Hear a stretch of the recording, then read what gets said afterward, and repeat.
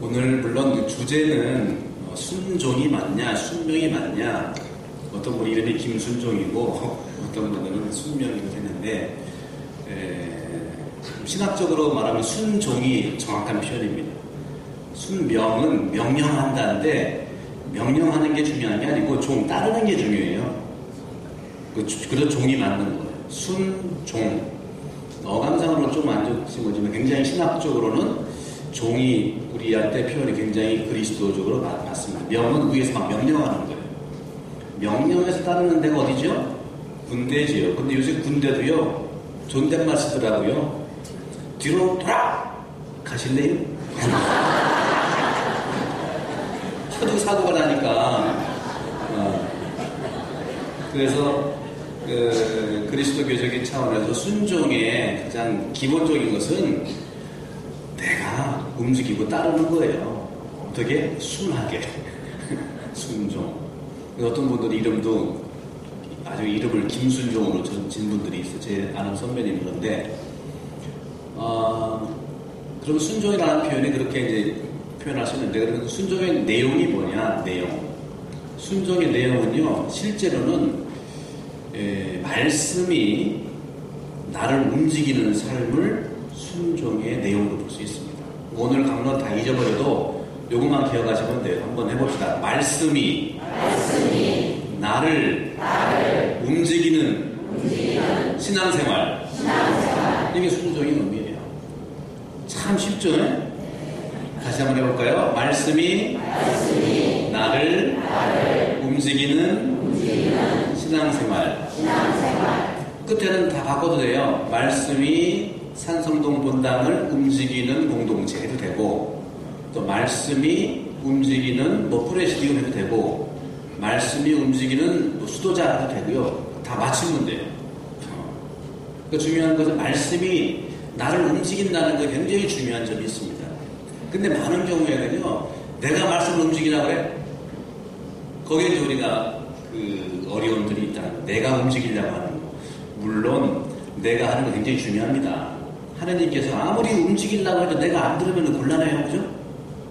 그러니까 하느님이 나를 움직인다는 것은 좀 큰 틀에 봐서는 성소, 부르심인 거예요. 그죠? 그 부르심을 완성하는 것은 응답을 통해서 완성되는 거예요. 그러니까 하나님은 사랑이신데 가장 무능한 분이에요. 어떻게 할 수 사랑만 있지 움직일 수가 없어. 상대방이 응답해주지 않으면 움직일 수 없다는 거죠.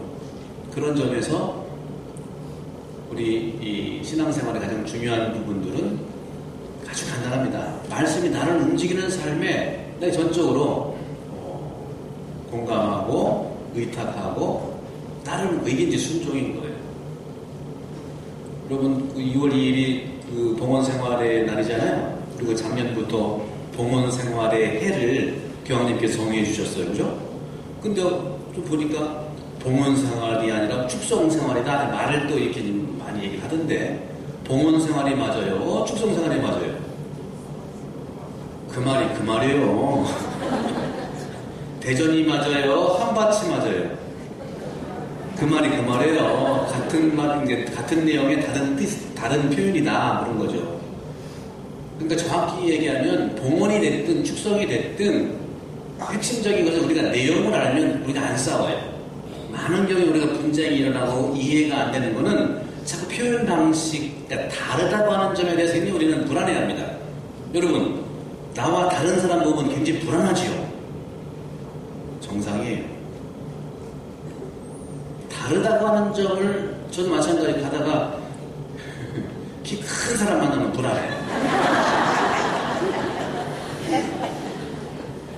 근데 만만하면 만만하게 보려고 그래요. 이게 기본이에요. 근데 복음은 뭐라고 하냐, 다르다고 하는 점을 불안해하지 말고 다르기 때문에 우리가 함께 같은 곳을 갈 수가 있는 부분이 있어요. 그러니까 봉헌은 우리가 드리는 데에 출발점이 있는 거고, 축성이라는 건 하나님께서 우리를 강복해 주시는, 축성하는 데 있으니까 방향이 다를 뿐이지 똑같이 수도자라든가 우리의 삶이 핵심은 뭐냐, 하나님께 속한다는 겁니다. 하나님께 속한다는 것이 가장 중요한 봉헌과 축성의 의미예요. 근데 속한다는 내용을 못 보고 봉헌이 맞냐, 축성이 맞냐, 어떤 신부님은 앞으로 축성 생활을 해야 된다고 막 소리치는 거예요. 그래서 아이고 속으로 보면 좀 답답하기도 하고, 이태리 말로는 비타콘사 그라타라고 표현하거든요. 그거는 축성 생활이라는 직역하면 그렇게 되는 거예요. 근데 우리는 정말 인간적인 우리의 그 봉헌의 측면도 얘기하는 거니까, 그러니까 우리는 한쪽 자기 스타일로만 바라보면 알아요. 여러분 일방통역이 빠르긴 하죠, 그죠? 자동차 일방통역이 빠르긴 해. 근데 사고 났다면 대형 사고야. 쌍방통역은 어떻습니까? 좀 느리지만 서로 교감해가면서 가시죠 이렇게 서로 교행이 가능한 거예요. 그런 점에서 우리는 이 순종도 마찬가지입니다. 일방적일 수가 없어요. 그런 점에서 저는 이 굉장히 중요한 말씀이 나를 움직인다는 것을 굉장히 중요하게 봐야 된다.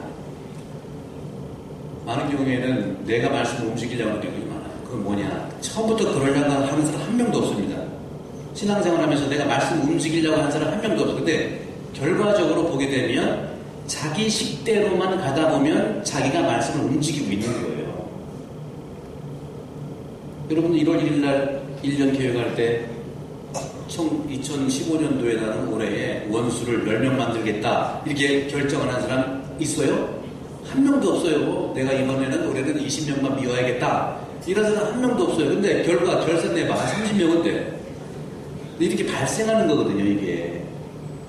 그런 점에서 늘 우리가 말씀이 나를 움직인다고 하는 이런 관점을 놓쳐서는 안 되는 거예요. 자꾸 우리가 접촉하고 담아낼 때 내 방식대로의 삶이 하나님 안에서 풍요롭게 되는 거다.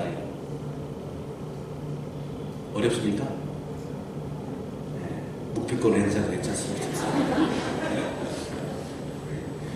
그래서 육성공동체에서 말씀 나누기 할 때 있죠. 말씀을 어떻게 나누세요? 기쁘게 나누시지만 거기 보게 되면 마음에 와닿는 말씀을 이제 이렇게 바라보고 그걸 뭐 3번씩 외치고 이렇게 얘기하잖아요, 그죠? 근데 마음에 와닿지 않은 날은 어떡할 거야? 왠지 오늘은 마음에 와닿는 말이 없어. 어떡할 거냐? 그쵸? 그럼 넘어가? 패스? 이것도 뭐 제가 꼭 꼬집어서 나쁘다 좋다는 얘기가 아니고요. 마음에 와닿는 말씀을 마음에 새기고 뭐 새긴다. 뭐 나쁜 게 아닙니다. 근데 이것도 마음에 와닿는 것은 내가 나한테 와닿는 뜻 아닙니까? 그죠? 근데 더 정확히 본다면 하느님이 나한테 해주고 싶은 말을 내가 찾아내야죠.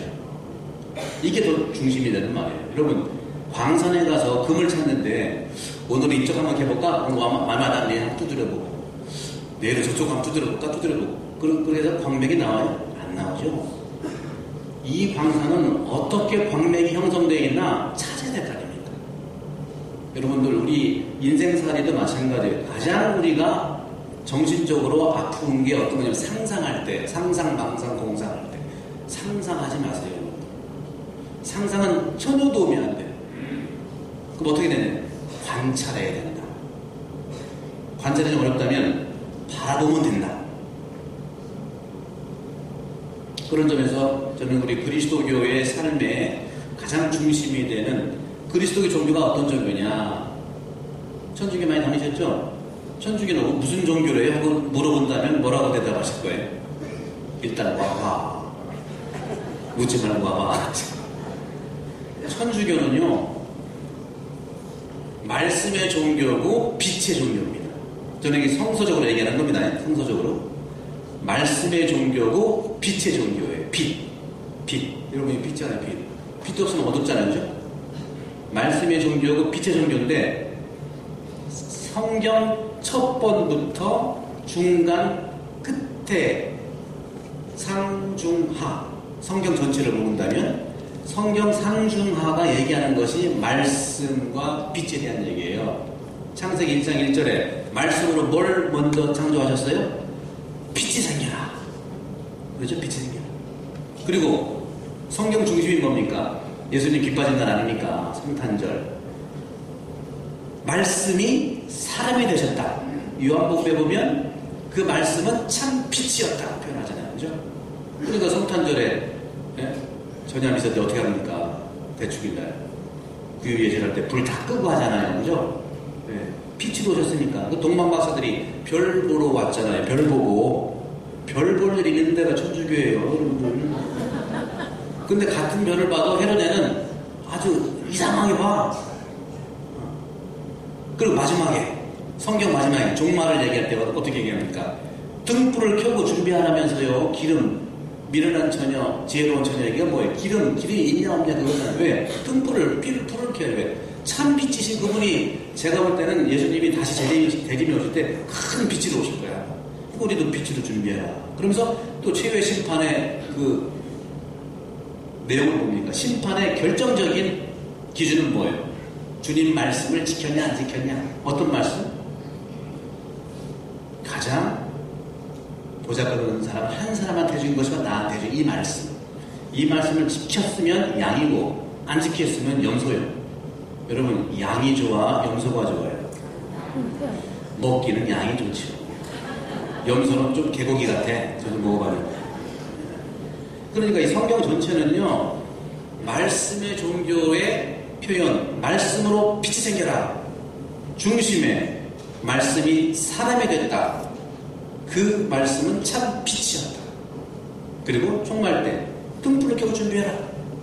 부활절도 마찬가지예요. 파스카. 부활절은 뭡니까? 부활 성화미사 때 그리스도 광명 빛의 식도 시작하잖아요. 우리 그리스도교는 빛의 종교예요. 그러면 빛이 뭐냐? 말씀이 뭐냐? 아주 간단합니다. 말씀은 우리 모두를 구하시는 그리스도 하느님의 사랑이다. 오늘 복음도 그렇고요. 지난 복음도 그렇고 많은 병자를 고쳐주셨잖아요.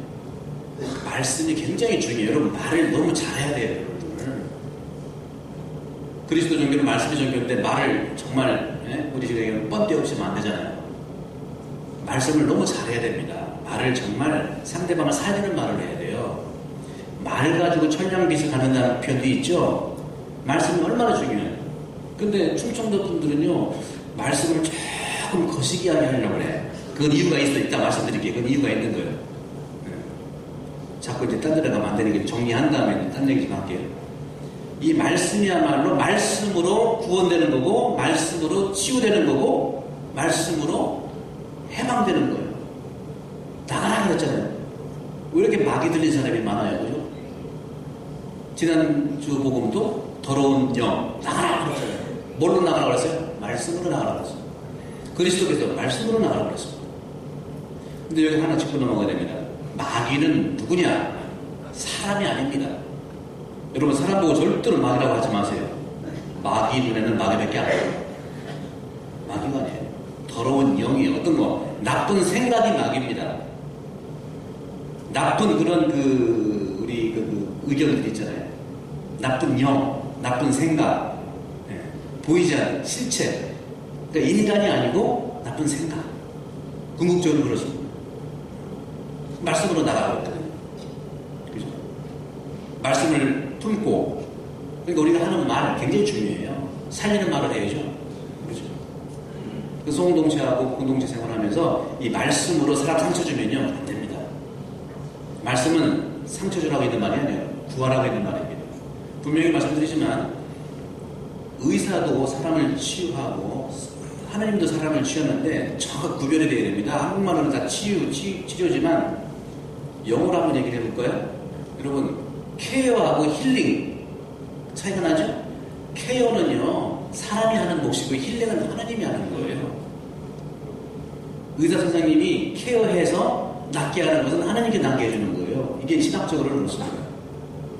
하나님이 우리를 치유해 주시는 거고, 우리 모두는 케어, 보살펴주고 낫게 해주고 하는 그런 역할이라는 거죠. 그러니까 이 말씀이라는 게 굉장히 중요해요. 그래서 다시 반복 말씀드리면, 내 마음에 와닿는 말씀을 찾는 것도 굉장히 나쁜 건 아닌데, 근본적으로 내가 치유되고 내가 말씀이 성장하려면 하느님이 원하는 말씀을 내가 찾아야 되는 게 굉장히 중요합니다. 복음 말씀을 읽을 때 이 말씀 중에 내가 정말 나한테 와닿는 말씀 뭔가, 그것도 뭐 괜찮은데, 더 궁극적으로는 이 복음 말씀을 통해서 하나님이 나한테 해주는 게 뭐냐 그걸 찾아야 된다. 우리 집에서 자녀들은 다 키우시는데 자녀가 언제 자녀가 이뻐요? 다 이쁘지만 네? 자녀가 조금 거시기 할 때가 언제? 엄마 아빠 말씀을 자기 시대로 알아들을 때 그때 섭섭하잖아요. 그죠? 밉진 않아요. 자식이니까 좀 섭섭할 때가 언제? 엄마 아빠가 항상 하는 말 중에서 자기한테 유리한 말만 가지고 자기 마음에 와닿는 말만 얘기할 때 언제? 용돈 탈 때 이럴 때 이럴 때는 굉장히 마음에 와닿는 말을 합니다. 그러면 부모님이 언제 그 자녀가 정말 든든하고 정말 사랑스럽습니까? 엄마 아빠가 평소에 하던 말들을 딱 마음에 담아가지고 필요한 말만 그때 딱 할 때 네? 그때 정말 부모 입장은 이야 정말 사랑스럽고 사랑스럽지 않겠습니까? 똑같아요. 신앙생활은 다른 게 없습니다. 가정생활 달리하고 신앙생활 달리하는 게 아니죠. 똑같습니다. 그런 점에서 우리는 정말 하나님이 나한테 해주는 말씀이 뭐냐를 집중적으로 찾아내는 훈련을 좀 해야 된다. 그거는 뭐 주석서보라는 얘기가 아니에요. 성경 우리가 있지만 옛날 말이기 때문에 못 알아듣는 말도 많이 있어요. 그런데 집중해서 세밀하게 읽으면 들려요. 어떤 점에서 우리는 사실은 성경 공부를 많이 하는데요. 나쁜 게 아니죠. 성경 공부를 많이 하다 보면은 내가 어떤 욕심이 생길 수 있냐면 그 말씀에 대해서 정말 알고 싶어 하는 그런 그 생각이 들 당연하죠. 사랑하니까, 말씀을 사랑하니까 이게 무슨 뜻일까 계속 집중하고 분석하고 책도 찾아보고 그런 경향이 있어요. 괜찮습니다. 좋은 거예요. 그런데 너무 그런 식으로만 가다 보면은 내가 말씀을 장악하려고 해요. 이건 이런 뜻이니까 상대방한테 이런 말씀이라고 내가 장악한 걸 나누려고 해요. 근데 말씀을 장악하는 순간 우리 구원은 없는 거예요. 내가 말씀을 장악하고 내가 말씀을 움직이려고 할 때 우리 구원은 사라지게 돼 있는 거예요. 그럼 어떻게 하는 게 중요하냐? 말씀을 접촉하는 거, 말씀을 만지는 거, 말씀을 사랑하는 거, 이게 뭐겠습니까? 요즘 많이 하는 말씀을 필사도 많이 하잖아요. 필사하면서 받는 은총이 대단해요. 힐링이 되는 거예요, 힐링이. 눈도 안 보이죠, 귀도 안 보이는데 하루에 한 시간씩 쉬다 보면 몇 년 걸려서 다 완성돼. 그게 바로 은총의 시간이다. 그 접촉하는 거, 말씀을 품고 사는 거. 그러면 그분께 나를 움직여줄 수 있는 조건이 되는 겁니다. 그런 점에서 우리는 말씀이 정말 우리 안에서 움직일 수 있는 그런 삶을 통해볼 수 있지 않겠는가 하는 것이죠. 그래서 이 말씀의 종교는 그렇게 표현을 할 수 있겠고, 빛의 종교는 빛은 어떤 건가요? 빛이라고 하는 것은요, 한마디로 말씀드리면 빛은 그냥 비추는 겁니다. 그런 점에서 말씀은 구원과 연결되는 거고요. 빛은 한마디로 말씀드리면 사랑이라고 하는 표현하고 동의어가 될 수 있어요. 그리스도는 사랑의 종교죠. 하나님은 뭐예요? 하나님은 사랑이시죠. 이게 바로 빛으로서의 사랑을 말씀하는 건데, 여러분들 그동안 사시면 사랑 많이 해보셨죠? 혹시 예수님이 말씀하시고 성경이 얘기하는 사랑, 하나님은 사랑이십니다 라고 할 때 사랑은 구체적으로 어떤 것 같아요? 사랑은 뭐예요? 내어주는 거? 네. 또요? 사랑은 뭐예요? 성경에서 얘기하는 첫 장이 굉장히 초기가 굉장히 중요하거든요. 제가 말씀드릴게요. 사랑은요, 성경에서 얘기하는 사랑은 아주 구체적입니다. 4글자예요. 판단중지. 한번 해볼까요? 시작. 판단중지. 우리가 얼마나 판단 많이 하고 삽니까? 쟤는 좋네, 얘는 나쁘네, 이 성당은 이 모양이네, 누구는 저러네, 성가대가 왜 저 모양이네, 성가대 잘못했다는 게 아니에요. 이런 식으로 얼마나 판단을 하고 삽니까? 판단 중지가 사랑이 아주 구체적인 겁니다. 그리스도교의 성경에서 얘기하는. 그래서 아담과 하와를 만든 다음에 뭐든지 다 해라. 근데 딱 한 가지 하지 말라고 그랬죠. 그게 뭐예요? 뭐 먹지 말라? 네, 사과 먹지 말라고요. 예산 사과 어떻게 하려고? 사과가 아니고요. 선과 악을 알게 하는 나무를 먹지 말라는 거면 만지지도 말라는 먹지도 말라고 했어요. 그게 뭔 말일까요? 성경은 메시지를 봐야 됩니다. 이것은 선이네, 이거는 악이네 하고 판단하는 그런 것은 아예 하지 말라는 겁니다. 왜? 그거는 내가 하는 거예요. 내가 누구예요? 하나님께서 판단하시는 분이지 내가 판단하는 분이 아닌 거예요. 순종도 마찬가지예요. 내가 하는 게 아닙니다. 여러분, 축구 경기장을 우리 인생의 경기장으로 볼 때 축구는 누가 판단해요? 심판이 판단하죠. 그러잖아요. 몇 년 전에 월드컵 경기 보니까 어떤 선수는 축구가 나가 어깨를 막 물더라고. 무슨 난 동물농장인 줄 알았어요. 막 어깨를 와 물어. 그러니까 그 사람도 어떻게 해서 또 같이 딱 물어. 이게 뭡니까? 이게 요즘에 얘기하는 IS에 얘기하는 이해는 이 구약의 탄리오 법칙이에요. 구약의 탄리오 법칙은요 그렇게 하는 거예요. 근데 그게 아주 정밀해야 돼요. 어깨를 물었으면은 이빨자국 몇 개냐? 4개니까 4개만 그대로 물어야 돼. 아주 정밀한 거예요. 4개 반하면 또 물려야 돼 이게. 아주 정확하게 한 대 때리면 어떻게 돼? 똑같이 한 대만 그대로 때려야 돼. 굉장히 전문적이어야 돼요. 이게 구약의 탄리오 법칙. 구약은요 그대로만 때려라 이거예요. 하나 어깨 때렸으면 어깨만 그대로. 그죠? 근데 신약으로 넘어와서는 뭐예요? 그게 아니고 왼수를 사랑해라. 그죠? 살기 참 힘들어요. 신약 성경으로 살 사람 별로 없어. 어떻게 부하가 되는데 어떻게 연수하겠습니까? 그죠? 그게 바로 축구 경기하고 똑같은 거예요. 한 사람이 어깨 물었어요. 또 물었어. 같이 물었어. 그럼 어떻게 돼? 심판은 어떻게 해? 레드카드, 퇴장. 축구 경기장 못 들어와 영원히. 뭐예요? 지옥인 거예요. 그게 지옥. 근데 이 사람은 물었어. 상대방은 물지는 않고 한 대 건드렸어. 그럼 어떻게 됩니까? 문 사람은 지옥이고 약간 건드린 사람은 연옥이야. 옐로우 카드. 그렇게 되는 거예요. 이게. 그럼 어떻게 됩니까? 물렸어도 꼭 참고 누구한테 어필해야 돼? 심판한테 가서 팍 해야 됩니다. 마찬가지예요. 우리가 억울한 거 하나님께 계속 타론을 드려야 되는 거예요. 이게 시편 기도예요. 시편 기도가 그런 겁니다. 인생이 오늘도 욥기가 얘기하잖아요. 정말 인생 고통이다. 너무 힘들다. 도대체 내 새벽은 언제 오냐. 고통스러워 새벽까지 뒤척거리기만 한다. 어떡할 거냐. 이것을 하나님한테 나 하나님은 심판자다. 그걸 표현을 심판자다. 심판장이 심판자인데 공정하게 하는 심판자다 써 있거든요.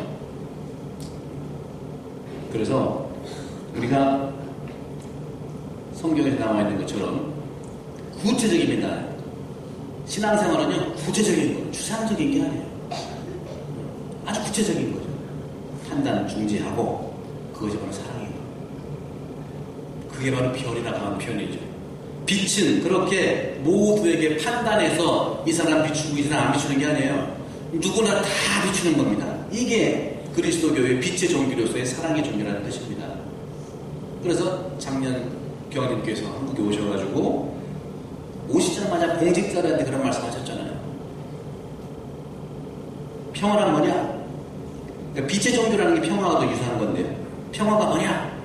평화라고 하는 것은 단순히 전쟁이 없는 게 평화가 아니고 뭐의 결과라고 그랬어요? 정의의 결과다. 정의의 결과예요. 말은 참 멋있는데 그래서 신문 기사들도 그걸 다 따다가 막 헤드라인에 놓고 막 놨어요. 근데 그게 무슨 뜻인지는 몰라.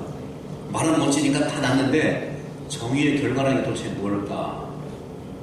정의를 살아가는 열매로서 살아가는 게 그게 평화인데 그럼 정의가 뭐냐 또 따져야 되는 거죠. 정의가 뭐냐? 교환님 정의가 뭐냐? 정의는 옳고 그른 것을 따지는 것이 정의가 아니라 정의는 첫 번째로 뭐냐? 우리가 쌓아야 할 덕이라고 했어요. 덕. 제가 2주 전에 중국에 있는 그 어느 신학교 신부님들이 오셨어요. 같이 오셔가지고 저한테 선물해 주셨는데 중국은 사자성어 같은 거지 써가지고 선물하잖아요. 딱 썼는데 4글자로 딱 써있는 저한테 주셨는데 제가 중국말 알아야지 딱 봤더니 후덕재물, 한국말인데 후덕재물, 후덕하게 살면 재물이 꼬인다. 너무 좋은 기분이죠. 그래서 더 후덕하게 살려고 그래요. 그런 것처럼 우리가 이 살아가는 데 있어서 정말 이 빛의 종교라고 하는 것은 판단하지 않아. 그러나 여러분, 이게 사실은 표현은 쉬운데 살기가 어렵지만요, 교황님께서도 정의라고 하는 것은 덕이라고, 덕 쌓아야 돼. 덕이 많은 사람들이 정의를 실천할 수 있어요. 너무 쌓아놓은 건 정의가 아니에요. 덕을 쌓는 건데, 덕이 수덕을 쌓아야 되는데 왜 덕을 쌓아야 되느냐? 굉장히 중요합니다. 이거 다 적어야 되는데 안 적으시네. 이거. 근데 걱정하지 마세요. 적지 마세요. 제가 책가져 왔으니까 이렇게 보시면 돼. 이거 다 가져오는 아니고, 왜냐면 우리는 듣는 거에는요 유효기간이 있어요. 아무리 좋은 말도요, 듣는 것은 유효기간이 언제나 들을 때 뿐입니다. 그러니까 듣고 나는데 무슨 말 했대? 정상이에요. 그래서 적어야 산다. 적자생존이란 말이 있는 거예요. 또 진짜 그렇게 믿을라. 적자생존 이런 뜻인 줄. 그래서 정의는 우리가 쌓아야 될 덕이지만, 그 쌓은 덕은 뭐냐면은 불의에 대해서, 정확히 보면 불의에 대해서 넘어가라 소리가 아닙니다. 불의는 정확하게 바라봐야 돼요. 이게 굉장히 중요한 거예요. 불의. 정의롭지 못한 것은 정확하게 바라봐야 됩니다. 이게 굉장히 중요해요. 판단은 하지 말아야 되는데 바라보는 건 정확히 바라봐야 돼요. 그래서 이게 영어로 얘기할 수밖에 없는데 한국말로는 그게 그 말이다. 판단은 하지 말되 식별을 해라는 거예요. 식별. 이게 굉장히 중요한 표현이에요. 근데 대개는요, 식별을 판단하고 있어. 이거 좋네 나쁘네 그렇게 판단하고 있다. 영어로 얘기하면요, 판단은 judgment고요, 식별은 discernment로 가는 거예요. 뭐냐? 판단은 좋네, 나쁘네, 틀렸네, 맞았네 하는 것이고, 식별은 구분하는 겁니다. 분명히 예수님께서도 악의 부분들을 정확하게 지적했거든요. 그리고 나가라 그랬어요. 나쁘다 하고 얘기 아니라 나가라 그런 거거든요. 이건 식별력을 가지고, 식별의 굉장히 중요한 점은, 식별의 핵심은 나한테 다가오는 악을 물리치는 게 식별 능력입니다. 하지 말라고 물리치는 게 식별 능력이에요. 정의롭지 못한 것들을 하지 말라고 외치는 게 그게 식별 능력이에요. 그게 식별. 그래서 우리가 지금 교황님 오셔서 세상 밖으로 나가는 게 그런 거죠.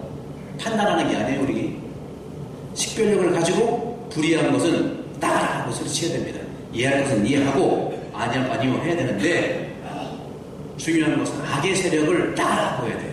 사람이 악이 아닙니다. 악한 행동을 하고 있는 것이지. 그러니까 악한 행동한테 우리말이 굉장히 의미 있는 말이에요.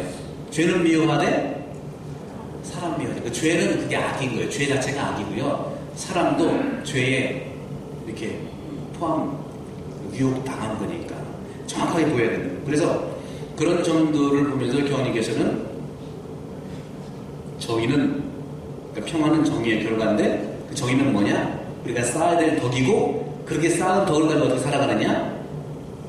불의는 정확하게 식별을 하고 바라보되, 그것을 불의를 뛰어넘어서 용서와 화해로 간다고 그랬어요. 굉장히 중요한 거예요. 그냥 단순히 종교 좋은 거에 이게 용서가 그게 용서가 아니고요. 불의를 정확하게 바라보되 그걸 뛰어넘어서 용서와 화해로 살면서, 그럼 용서와 화해가 어떤 의미가 있느냐? 용서와 화해의 목적이 있어요. 그냥 용서 화해가 자체로 목적이 있는 게 아니에요. 용서와 화해의 목적은 다시 불의가 재발되지 않기 위한 것이 그건 방법이고, 용서와 화해의 목적은 더 큰 데 있어요. 모두가 하나 되는 겁니다. 모두 하나 되는 게 목적이에요. 용서와, 여러분들 성사 볼 때 심지어 사정형을 해주잖아요. 사정해주는 게 뭐예요? 다음에 또 지십시오. 이게 아니잖아요. 아버지와 하나가 되게 하는 이 사정이라는 거죠. 똑같은 거죠. 그 윤리적인 측면은 어려운 게 아닙니다. 그래서 그런 관점들을 보면서 우리가 이 빛의 종교로서의 이 삶을, 사랑의 삶을 산다는 것은 그런 거예요. 그렇기 때문에 우리가 기도하고 덕을 풍요롭게 쌓고 말 피우고 참 노력을 하면서 정말 그 아다르고 어다르지 않습니까? 이런 표현들을 봐야 된다는 것이죠. 이 세상에 빛으로 살아가신 분, 말씀을 통해서 사람을 살린 분들이 굉장히 많습니다. 여러분들 국제시장 보셨어요? 국제시장 보셨어요? 국제는 봤는데 시장을 아직 못 보셨다고? 국제시장이 말이죠. 첫 장면이 흥남부두 철수 작전이 첫 번째 작전이에요. 혹시 그때 내려오신 분 계실 텐데 계세요? 그때 내려오신 분 계신가요? 국제시장이 첫 장면이 그건데요. 1950년 12월 23일입니다. 흥남부두에 2만 명이 모였어요. 2만 명. 6.25 때 메가더가 인천 상륙작전을 너무 잘해가지고 막 올라가고 있는데 메가더가 너무너무 또 실책한 게 있어요. 뭐냐? 자기의 어떤 정치적 역량을 키우려고 완전히 확 밀어버리고 통일시키려고 했어요. 통일은 좋은 거지만 한국을 너무 몰랐어. 지형도 모르고 10개로 나눠가지고 10개 부대를 해가지고 북진으로 쭉 올라가는데 왼쪽은 평야지대이니까 신호주까지 간 거예요. 오른쪽은 만만치가 않아요. 오른쪽은 뭐 개마고원도 있고 무슨 남산맥도 있고 굉장히 골짜기라 고립된 상태가 된 거예요. 그리고 또 50년 만에 추위도 왔죠. 20도 다 얼어 죽고 그다음에 무전기도 얼고 해가지고 이 낭패를 갚은 그때 이제 중공군이 이래저래서 내려온 거잖아요. 그러면서 어려워지자 작전 후퇴 그거를 명령을 했습니다. 후퇴한다. 그래가지고 1950년 12월 23일 날 미국 10군단 단장은 철수해놓고 원칙이 있어요. 병력하고 군수불자만 철수한다. 그럼 사람들이 2만 명 어떡할 겁니까?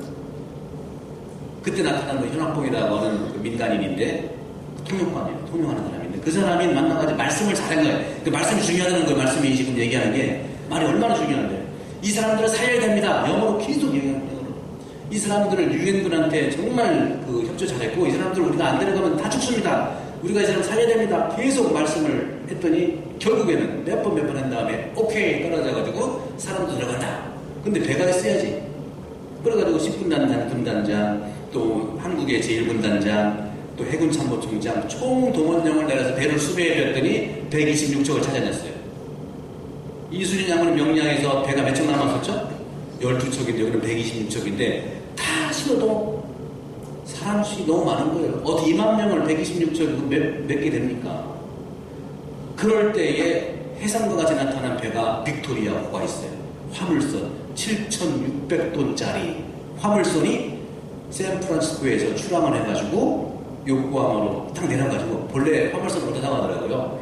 그 항로가 정해지는 게 아니고 한 번 가서 목적지 보여주고 그 다음 다음 목적지 보여준다는 거예요. 샌프란시스코에서 딱 봤더니 요코하마 딱 갔더니 그 다음에 딱 펴봤더니 그 다음에 흥남으로 간 거예요. 군수물자 지원하기 위해서 거기 제트 엔진이라든가 모든 군수물자가 잔뜩 실려져 있었죠.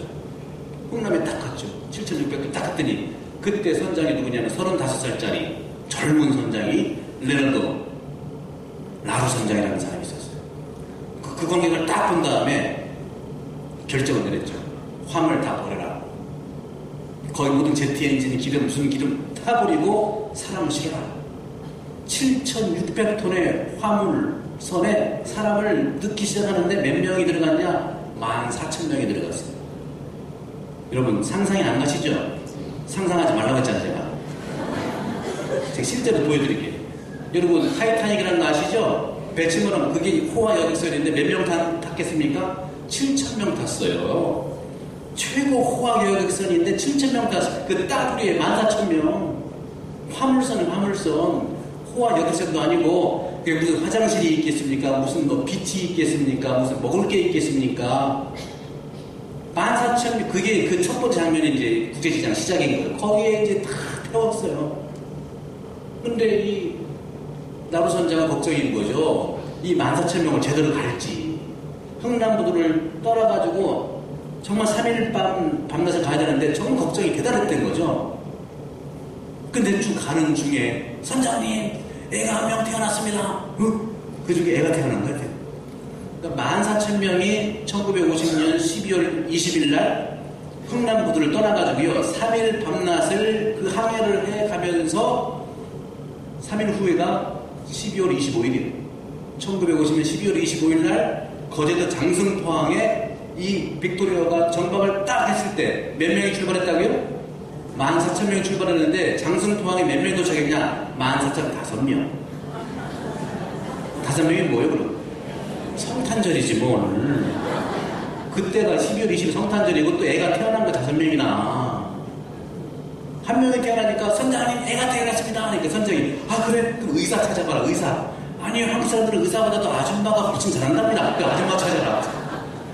그럼 선장이 걱정되니까 분유가 있더냐? 뭐가 애기 기저귀 있더냐? 아 분유보다 엄마들 모유가 좋답니다. 그 모유를 찾아.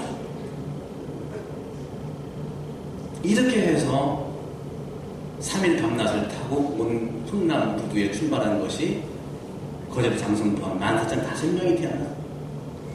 내리는 시간만 이틀 걸렸어요. 내리는 시간만 이틀 걸렸어요.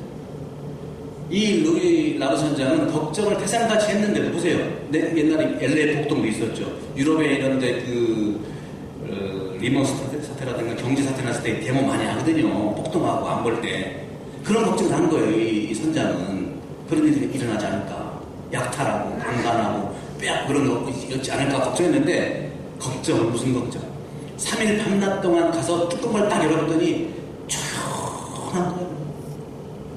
생각해보세요. 이틀 걸렸다니까 배에서 나오는 14,000명이 이틀 걸렸다니까 얼마나 침착하고 얼마나 질서 정연하면 그렇게 됐냐.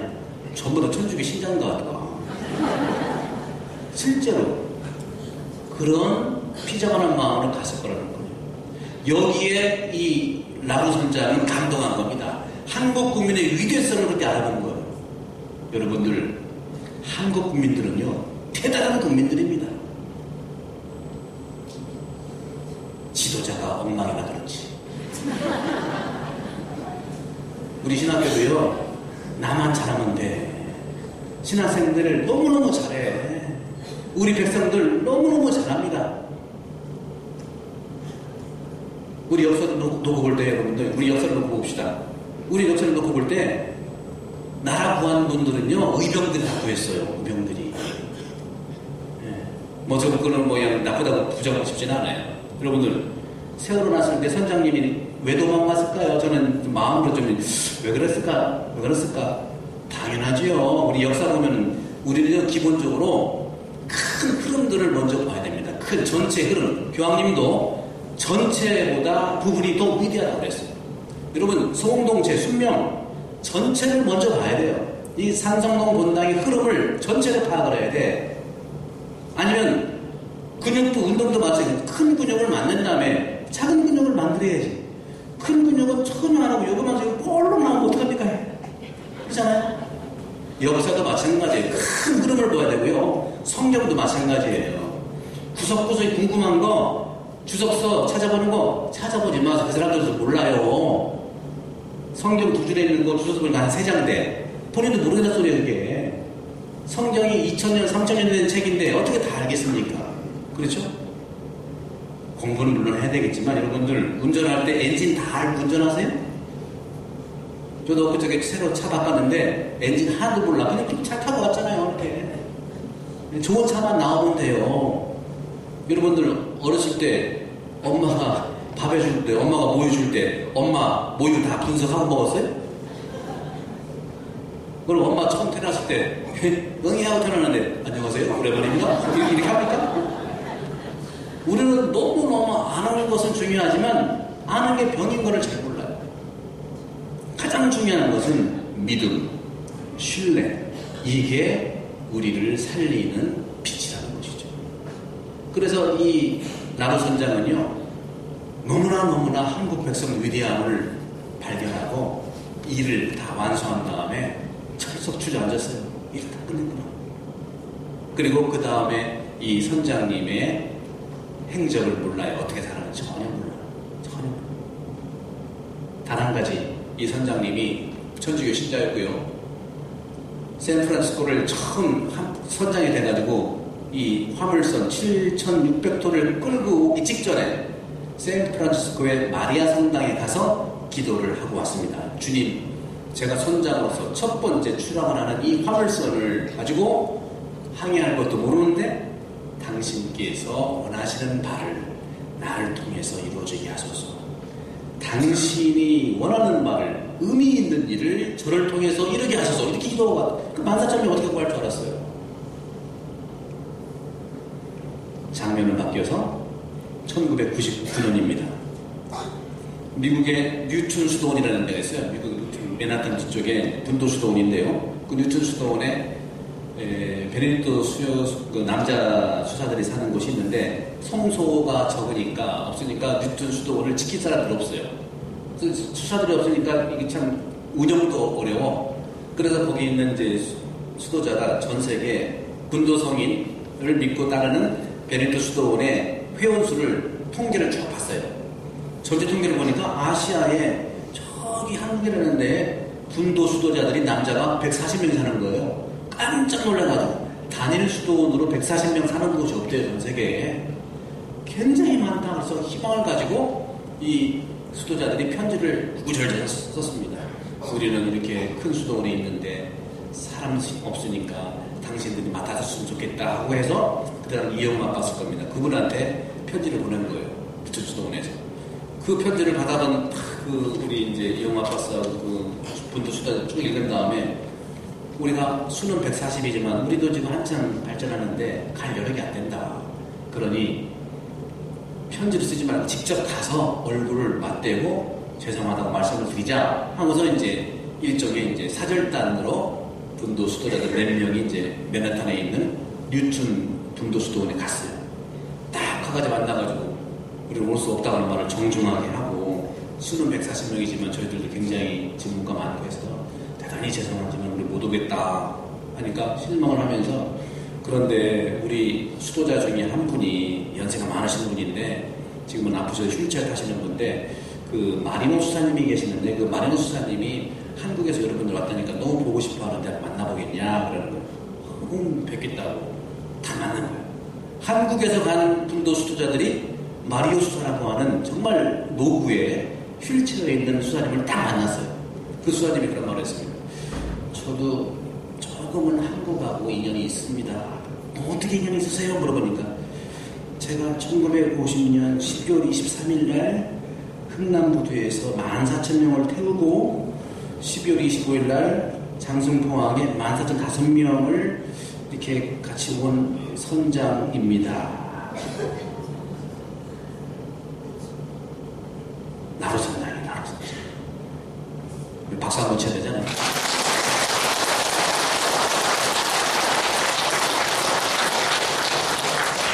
그 선장님이 14,000명을 구해고 15,000명을 구해고 하나님의 의미 있는 일을 자기가 했기 때문에 고국에 돌아가서 수도자가 된 거예요.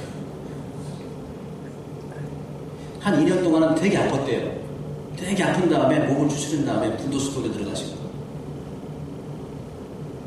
한국 사람들이 감동을 본 거예요. 하나님이 원하시면 이렇게 일이 될 수 있구나. 그게 봉헌된 삶이 그런 겁니다. 봉헌된 삶이라는 것이 골방에만 있는 게 봉헌된 삶이 아니에요. 골방에 있든 세상에 있든 어디에 있든 하나님이 원하는 일을 의미 있게 하는 거라는 거죠. 그러면서 평생 한 일을 다 했다. 나는 이제는 주님 안에서만 살겠다 해서 분도수에 들어가서 평생을 봉쇄도 아니고 봉인된 삶을 살았어요. 봉인이 뭔지 아시죠? 편지 쓴 다음에 불 붙여가지고 딱 붙이는 거. 한 번도 세상 밖으로 나와본 적이 없어요. 1950년 간 그 다음부터. 그리고 이제 한국에서 사람이 왔다니까 너무 좋아서 만나보고 싶은 거. 아, 딱 한 번 나갔다네. 언제 훈장 받으러 갔을 때 워싱턴에 공원 세웠다. 그 소리를 듣는 순간 베네딕토 한국 수사님들이 아이고 선장님이 마리노 수사님 됐군요. 저희들이 이 수도 맡겠습니다. 볼 거 없지. 뭐라고 그랬습니까? 순명은요 계산이 아닙니다. 순명은요 계산해가지고 되냐 안 되냐 보는 게 아니에요. 받아들이는 거예요. 그래서 그때 1999년부터 베네토 한국 수사님들이 뉴턴 수도원에 사는 거 거기서. 그래서 그렇게 일이 있었더라고요. 그러면서 2003년인가 그때 이제 한국 분들이 그 소식을 알고서 이제 수사님을 종종 찾으러 오셨고 만나뵈러 왔고 2003년도에 한국 사람들이 감기 보는 앞에서 하늘나라로 가셨습니다. 이분이야말로 빛으로 하셨고 말씀으로 사신 거예요. 이게 진정한 순명이죠. 우리가 그렇게 살 수는 없겠지만 같은 정신으로는 우리가 살아갈 수 있다는 거죠. 그게 바로 뭘까요? 그게 판단하지 않고, 바로 옆 사람 판단하지 않고, 옆 사람 조금 거시기 하면 그냥 바라만 보세요. 그럼 기도해 주세요. 분명히 백성들이 위대하기 때문에 백성들의 그런 위대한 식별의 눈으로 바라봐 보면 훌륭한 정치가가 나와야 되는 거예요. 훌륭한 지도자가 나와야 되는 거예요. 큰 그림을 보세요, 먼저. 본 다음에 큰 그림을, 큰 문제를 먼저 보세요. 그리고 작은 거, 내가 할 수 있는 걸 하시는 거예요, 중요해요. 큰 건 안 보고 자식대로 간다. 그거는 순명도 아니고 일치도 아니고 아무것도 아닙니다. 그런 점에서 이 그리스도교적인 삶의 가치에 있어서 우리가 정말 살아갈 수 있는 이 부분들은 하나님께서 나를 통해서 원하시는 것. 여러분 뭐 중국 보면은 중국에 지금 모택동 중국 사람들이 존경하는 사람 중에 모택동도 있다고 그러죠, 그죠? 모택동을 지금도 존경한대요. 왜 그렇겠습니까? 모택동을 왜 존경하겠습니까? 왕정을 없애고 공산주의에서요? 그런 것도 있겠지만 그거보다는요. 그때 똑같은 흥남 부두 철수 작전을 맞물리는데 중공군들이 인해조선 내려올 때 모택동의 셋째 아들도 그 전쟁에 참여한 거예요. 셋째 아들도 전쟁에 참여해서 죽었어요. 운명을 사망을 해가지고 지금도 묘가 북한에 있어요. 모택동 아들이 북한에 있다고요. 묘가. 전쟁 다 끝난 다음에 이제 참모들이 모택동한테 전쟁도 끝났으니까 아들을 좀 우리 중국으로 데려옵시다 하니까 모택동이 오케이 나도 네 아들 보고 싶고 데려옵시다. 옮겨옵시다. 그러나 조건이 하나 있어요. 뭐 그때 죽은 모든 중공군 젊은 군인들 시체 다 찾은 다음에 내 아들은 가장 마지막이야. 어떻게 찾아요 그 시체들을. 그래서 지금도 북한에 있는 거예요. 그래서 존경하는 거예요. 우리는요, 복음적 가치, 공산주의가 됐든, 무슨 자본주의가 됐든, 사회주의가 됐든, 사람들로부터 존경받는 건 전부 복음의 가치예요. 나의 이런 소유를 내려놓을 때 존경이 되고 일치하고 순명이 되는 겁니다. 순종이 왜 안 되는 줄 아세요? 말로만 하니까 순종이 안 되는 거예요. 그런 부분에서 미국도 마찬가지예요. 전쟁은 있으면 참 안 되지만, 그때 당시 또 미국도 중공군 나오죠. 우리 한국동란 때문에 막 미군들도 많이 오는데 그때 수많은 장성들 아들도 한국전쟁에 만참적을 했다고 합니다. 별자리들, 그죠? 별이 뭐예요, 별이 도대체 별. 빛나는 계급자, 그게 뭡니까? 그 미군의 장성들 아들도 한국전쟁에 참여했어요. 그게 일개주의 한 30명이 됐는데 30명 다 죽었어요.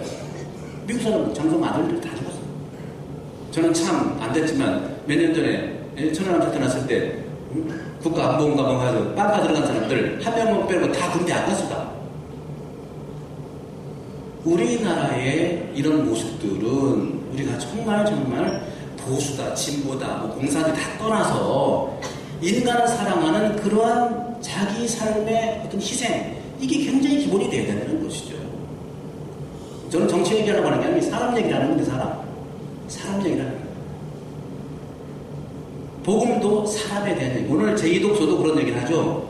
억지로 하면 일만 직무만 남는다. 직무만 남는다. 우리 그렇습니다. 너무 일 중심일 때는 사람이 안 보여요. 그런데 사람 중심일 때는 일은요, 그냥 공짜. 오늘 복음 제2독서가 그거든요, 바로사도가. 정말 하나님이 맡기신 그 일을 정말 자유롭게 한다면은 그 품삯은 공짜라고 했어요. 안 받는 거다. 복음을 위해서 받지 않는 게 그게 품삯이다. 사람 중심. 요즘에 사업도 마찬가지예요. 사업도 가장 기본적인 것이 우리가 방리담회를 가는 것도 하나의 방법이죠. 물론 다 방법이지만 정말 길게 오래 가는 것은요, 진심으로 어떻게 해야 되느냐? 단골을 많이 만나야 돼, 단골. 인해 전술로는요, 반짝을, 반짝. 뭐 하나 창업하잖아요? 창업하면은 광고 빡 해가지고 우르르 모이는데 어느 창업자가 창업하자마자 그렇게 실력이 좋아집니까? 안 그렇거든요. 정말 지혜로운 사람은요, 창업하자마자 광고 하나도 안 해. 입소문이 최고예요. 여러분, 물건을 팔려면요, 안 팔아야 팝니다. 이 말 좀 이상하죠? 안 팔아야 팔리는 거예요. 막 팔기 시작하면 안 팔려요. 사람도 마찬가지예요. 저 사람 쫓다 막 쫓아다니면 도망가요. 자기가 한번 버텨봐, 따라와. 바로 그게 뭐냐면은 우리가 정말 사람 중심으로 얼마나 우리가 살아가느냐, 이것이 굉장히 중요하다는 것을 말씀드리고 싶어요. 그래서 이 사람의 이 공동체성이라고 하는 것은 자기 자신의 그런 소유를 조금씩 내려놓으면서 그것들이 서로 하나가 될 수 있는 것, 사람이 좀. 그런 점에서는 이제 여러분들 그 공동체를 하기 때문에 우리 다양한 것이 참 좋습니다, 사실은. 근데 다양하다고 하는 것은 사실은 좀 성숙할 필요가 있어요. 성숙하지 못하게 다양하면요, 굉장히 분쟁이 많습니다. 근데 다양하면서 우리가 성숙할 수밖에 없는 부분이 있는데, 똑같으면은요, 이 성장보다는 어떤 힘을 자꾸 가지고 싸우게 돼 있어요. 똑같으면은. 혹시 여기 상승동 본당에 경상도 출신 계세요? 괜찮아요. 경상도 한번, 경상도에서 오신 분 한번 손 들어보세요. 경상도에서. 별로 없으시네. 네, 경상도. 네, 삼가 명복을 빕니다. 충청도에서 살기가 얼마나 힘드셨습니까? 깝깝하시죠? 네? 그럼 전라도 좀 계시나요? 전라도에서 오신 분 계세요? 전라도에서? 전라도에서. 별로 없어요. 그럼 다 충청도예요? 그럼 충청도 손 들어보세요. 충청도. 되죠? 다 충청도구먼. 그러니까 그렇지. 농담이고 웃지 마세요. 제가 정확히 말씀드릴게요. 저도 이거 단연간 연구한 건데요. 각 지역마다 가치의 중심이 달라요. 달라요. 경상도 분들은요, 가치의 중심이 행동이에요. 행동이 굉장히 빠르고요. 행동을 하냐 안 하냐가 경상도에서의 사람의 가치를 인정해 주는 거예요. 식당도 가보면요, 제가 얼마 전에 대구 가가지고 식당 갔는데 뭐 드실래요? 대구탕이요. 갔더니 대구 할 때 탕이 나와. 굉장히 빨라요. 대구가 뭐든지. 경상도가 빨라요. 그 부산에 그 범어사라는 데가 있어요. 범어사에 보면요, 지금 있나 모르지만 오래전에 화두같이 써있는 게 있어요. 화두같이 뭐라고 써있냐면, 다 알고 있다, 씨부리지 마라, 이런 말이 있더라고요. 그러니까 말로 하지 말라는 얘기예요. 알고 있으니까 행동으로 보여라, 그 뜻이거든요. 그 의병도 경상도에서 먼저 일어났잖아요. 이순신 장군도 경상도에서 했으니까 활동해신 거 아니야 하는데, 경상도 분들은 행동이 엄청 가치의 중심이에요. 그래서 선교 방법도 가두선교예요. 뛰어 졸르고 나갑시다 하는 거거든요. 충청도도 죽어도 못하고. 다음에 두 번째, 전라도에서의 가치의 중심은 뭐겠습니까? 전라도는요, 경상도랑은 달라요. 어떻게 보면 반대예요. 전라도에서의 가치의 중심은 사실 언어입니다, 언어. 말 표현들. 전라도는요, 행동 별로 관계없어. 행동하냐는 굉장히 그건 중요하지 않아요. 일단 통하느냐, 말로 서로 통하느냐, 이게 굉장히 중요해요. 말로 통하느냐. 통해야 행동을 옮기니까 아니냐, 그런 거거든요. 그렇죠? 그래서 전라도에서는요, 식자들이 유배를 많이 가가지고 풍류 문화나 음식 문화, 창, 언어 굉장히 발달되어 있는 데가 전라도예요. 그래서 말씀을 참 잘하세요. 그래서 경상도와 달리 전라도에서는 선교 방법이 가두선교가 아니고, 아침에 띵동 누르면 누구세요? 그러면 말하면 문 열리는 방문선교. 방문해서 말을 막 하니까. 그럼 충청도는 뭘까요? 충청도는 가치의 중심이 뭘까요? 전라도는 말씀이고 경상도는 행동인데 충청도는 이 두 개가 안 돼. 여러분, 요셉성인 아시죠? 요셉성인이 순명의 모델인데 요셉성인이 말이 없어. 성경 보세요. 성탄을 중심으로 해서 지가리아 가문과 요셉 가문이 서로 쌍벽을 이루면서 등장해요. 그죠? 지가리아 가문의 엘리사벳, 지가리아, 세례자 요한, 요셉 가문의 요셉, 마리아, 예수님, 이렇게 두 가문이 서로 왔다 갔다 이제 보여주는 거예요. 이게 유형을 잘 보세요. 예? 제가 볼 때는 지가리아는 전라도 출신 같아요. 말을 너무너무 잘해. 엘리사벳은 노래를 또 잘해요. 예, 표현도 좀 어지간히 하고. 근데 요셉은 출신이 충청도 같아요. 충청도 사람인 건데 말이 없어요. 노래도 못 부르고 행동도 없고 아무 소리가 없어요. 만약에 요셉이 경상도 출신이어서 봐, 마리아 박살났습니다. 분명히 마리아 부인 뱃속에 있는 애는 내 애는 아니잖아. 그럼 경상도는 가자! 그 행동으로 보여야 되니까 유전자 검사 해라!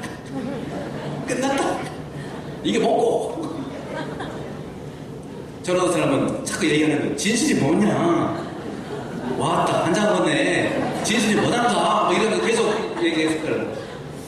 요셉은 충청도라 분명히 마리아 뱃속에 있는 애기는 내 애기는 아닌데 속으로 어떡하 고민하고 어떡하면 좋을까? 그래서 결론은 뭐예요? 사랑은 사랑하니까 드러나면 다 죽게 생겼으니까 사랑은 너무 사랑하거든요. 미워도 다시 한 번이잖아요. 그죠? 판단하지 말라고 그랬잖아. 판단 안 하잖아요. 그죠? 판단 안 한다고. 요새 판단 안 하잖아. 그러나 분명히 식별을 했어. 저게 아닌데 하고 속으로 난 모르게. 그러면서 난 모르게 파혼하기로 마음을 먹잖아요. 그죠? 그래서 서로 좋은 거니까 난 모르게 이제 말도 안 하고 난 모르게 이제 파혼하기로 마음을 먹고 그렇게 하려고 하는데 또 그 다음날 꿈속에서 천사가 또 아니라니까 또 아닌 길이요. 왔다 갔다 왔다. 근데요, 죄송하지만 성숙한 사람은요 왔다 갔다 하는 사람입니다. 우리 부모님들이 얼마나 자녀에 대해서 왔다 갔다 합니까? 그렇죠? 이걸 정말 그래요. 영적으로요 성숙한 사람은요 왔다 갔다 하잖아요. 이 말은 내 말이다. 들어라! 하나님 이렇게 본 적이 없어요. 하나님 분명히 선악과 따먹으면 죽는다고 그랬죠? 죽었어요? 안 죽었어요. 왔다 갔다 하잖아요. 카인과 아벨 죽였으면 얘는 죽어야 되잖아요. 그죠? 하나님이 죽였어요? 오히려 못 죽이게 표시까지 해서 왔다 갔다 하는 거예요. 왔다 갔다 하는 게 좋습니다. 그 충청도는요, 전라도는 선교가 뭐라고 했어요? 가도선교 행동으로. 전라도는 뭐라고 했어요? 말씀 선교. 그죠? 방문 선교. 충청도의 선교 방법은 뭐냐? 순교. 확 죽는 거예요, 그냥. 그래서 순교자, 의사, 열사가 많은 게 충청도예요. 서산당제 이쪽에. 정말로 그렇습니다.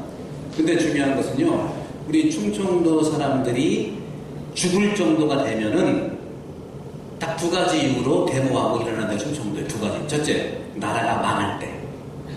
나라가 망할 때는 다 목숨 던져요. 이순희 형님부터 유관순 누나까지, 뭐 윤봉길 의사까지, 그냥 일제시대 때 나라가 망했잖아요. 근데 다 던지는 거예요. 또 언제 던지냐? 충청도 무시할 때. 그게 여러분들이 우리를 우습게 본다. 그런 겸은 다 하는 거예요. 충청도의 가치의 중심은요, 참 어렵습니다. 왜? 경상도의 행동 중심 의미가 있어요. 전라도의 가치, 언어 의미가 있어요. 충청도 이 두 개를 만나게 하는 증거가 충청도의 가치의 중심이에요. 증거예요. 너무 어렵지 않습니까? 그래서 충청도에서는요, 말없이 행동하는 사람 조금 거시기해요. 근데 그래도 좀 그래도 나 어떤 것보다 행동 안 하고 말만 하는 사람보다 나아. 충청도는 이 두 가지 증거가 만나는 거예요. 근데 사실은 우리 충청도의 가치는 영적인 가치, 영적이라는 게 뭐냐면 양쪽 반대되는 것을 갖다가 서로 만나게 하는 게 그게 성령이거든요. 성령은요, 악령의 반대가 아닙니다. 성경에서는 히랍 가서 그러는 거예요. 성령은 뭐냐? 나랑 반대되는 것을 만나게 하는 힘이 성령인 거예요. 그게 영의 힘이라는 겁니다. 그게 이제 우리가 믿어야 돼. 그렇게 살아가야 돼. 충청도 그런 가치들이 있어요. 그래서 그러나 이제 그런 관습은 남아있지만 그 정신을 우리가 잘 모를 수 있잖아요. 그래서 우리의 이런 그 지역적 가치를 잘 찾아볼 필요가 있는데, 그런 점에서 교황님도 앞으로 이 아시아의 선교는 한국 선교도 마찬가지예요. 선교는 아시아적이 돼야 된다는 말이 같이 통하는 거예요. 우리식의, 우리의 가치의 중심에 맞는 그런 선교. 여러분들 이번에 교황님 124회 복자 15시 하셨잖아요. 근데 30년 전에 성인 되신 분들은 우리 한국 천주교 제 3세대 인물들이 3세대, 1세대, 2세대, 3세대 인물들이고요. 작년 8월 달에 광화문에서 124회 복자는 1세대, 2세대 중에 2세대예요. 1세대는 어디 가느냐? 1세대는 지금 복자도 성인도 아무것도 안 합니다. 그 중에 저는 이존창을 얘기하고 싶어요. 이존창. 우리 내포의 사도잖아요. 이존창이야말로 우리 충청도식의 선교, 복음화를 이룬 사람이에요. 초기 천주교회는요, 경기도 지방은 학자 중심이고요, 전라도 지방은 부자 중심이었어요. 충청도는 뭐냐? 학자도 부자도 아닌 서민이었다는 거예요. 실천, 증거랐다는 것이죠. 증거. 이쪽에서 공부하고 부자로 덕을 베풀어 천주교가 됐지만, 충청도는요 정말 덕을 실천하고 나눔을 실천하기 때문에, 증거의 삶이기 때문에 이존창이 복음화만 하면 교우촌에 생기는 거예요. 그 힘이 대단한 거거든요. 그때부터 소금공체 한 거거든요. 소금공체 말씀을 중심으로 서로 모이고 복음과 서로 나누고 판단하지 않고 서로 식별하면서 같이 일치를 이루는 거예요. 그렇게 된 것이죠. 근데 이제 조정에서 보니까 이존창을 잡아드려야 돼요. 딱 잡아가지고, 그때 당시에는 순교냐 배교냐 했잖아요. 신앙을 지키면 순교고 신앙을 배반하면 사는 건데, 그렇죠? 배교냐 순교냐에서 이존창은요 배교한다고 그랬어요. 배교. 너 배교지? 오케이, 배교. 나갔더니 어떻게 또 막 선교하는 거야. 선교. 충청도는 어떤 게 중요하다고 그랬죠? 행동하고 말은 안 맞아도 괜찮아. 나는 말로만 배교라고 했지 속으로는 행동은 배교 아니야. 그래서 이 충청도 같이 얘기해요. 그래서 말로는 배교 해놓고 목적이 따로 있었어요. 그래서 복음화를 해서 계속 선교하는 거. 그러면 교우촌 생기고 교우촌 생기고, 그 교우촌 중에 최양업 신부님, 김대원 신부 교회가 전부 복음화된 거거든요. 그랬는데 조정에서 보니까 아니 이존창이라는 사람이 참 어느 편인지 모르겠거든요. 도대체 어느 편이냐 저 사람이, 우리 편이냐 저쪽 편이냐.